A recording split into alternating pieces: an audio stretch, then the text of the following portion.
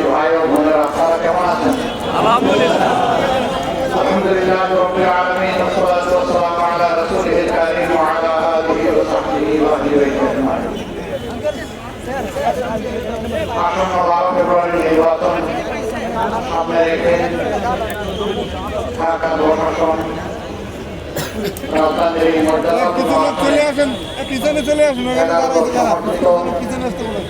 বাংলাদেশ জামাত ইসলামী মনোনীত সংসদ সদস্য পদপ্রার্থী চট্টগ্রাম বিশ্ববিদ্যালয় ছাত্র সংসদের সাবেক নির্বাচিত বিপি জননেতা জসিমউদ্দিন সরকারের সমর্থনে এবং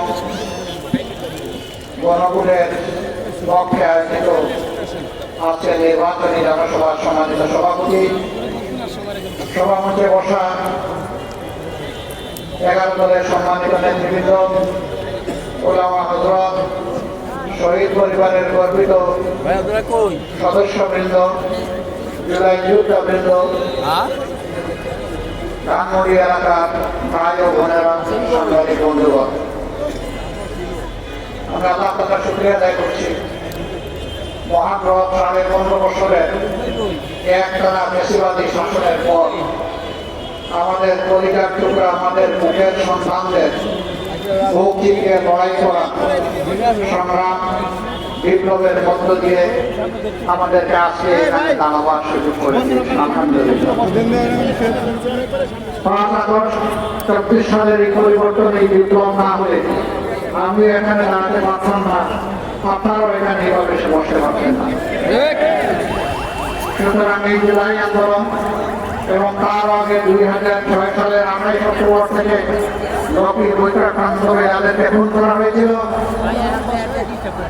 তৎকালীন ফ্যাসিস্ট সরকার ক্ষমতা আরোহণের মাত্র 1.5 মাসের মাথায় আমাদের সম্মুখে অবস্থিত পিলখানায় 57 জন সামরিক অফিসারকে যেভাবে নির্মমভাবে পরিকল্পিতভাবে খুন করা হয়েছিল, পরবর্তী পর্যায়ে বিচারের নামে চরম অবিচার করে জামাত ইসলামের নেতৃবৃন্দকে যেভাবে খুন করা হয়েছে, অন্যান্য দলের নেতৃবৃন্দকে খুন করা হয়েছে, কর্মীদেরকে খুন করা হয়েছে, আলিম উলামাকে খুন করা হয়েছে এবং হাজার হাজার মামলা দিয়ে, লক্ষ লক্ষ মামলা দিয়ে কোটি মানুষকে তারা নির্যাতন করেছে।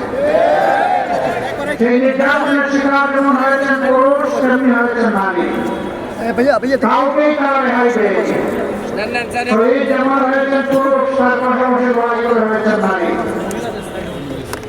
15.5 বছর টানা আমরা সম্মান করেছি, প্রতিবাদ করেছি, আন্দোলন করেছি, কিন্তু আমরা ফ্যাসিস্টদেরকে সরাতে পারি নাই। শেষ পর্যন্ত মানুষ ধারণা করে নিয়েছিল কেউ কেউ এরা বোধহয় আর সহজে বিদায় নেবে না। সম্ভবত 41 সাল পর্যন্ত এরা দাঁতে কামড়ে গায়ের ধরে জাতির ঘাড়ে বোঝা হয়ে থাকবে, কিন্তু আল্লাহ তাআলা কোন ছায়াগুনের মালিক, আল্লাহ তাআলা ক্ষমতা দিয়ে পরীক্ষা করেন, যারা ব্যর্থ হয় আল্লাহর প্রতি বিদ্রোহী হয়ে উঠে আল্লাহ তাদেরকে শাস্তির মুখোমুখি করেন।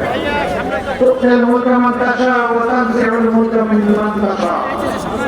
আল্লাহ যাকে চান ক্ষমতা দিয়ে সুযোগ দেন, পরীক্ষা করেন।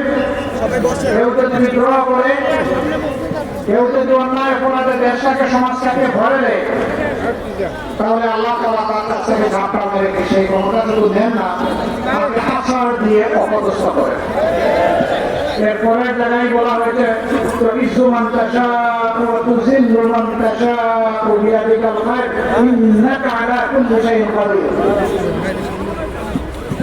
আল্লাহ যাকে চান তাকে ইজ্জত দেন, সম্মান দেন, আবার যাকে চান তাকে আল্লাহ লাঞ্ছিত করেন।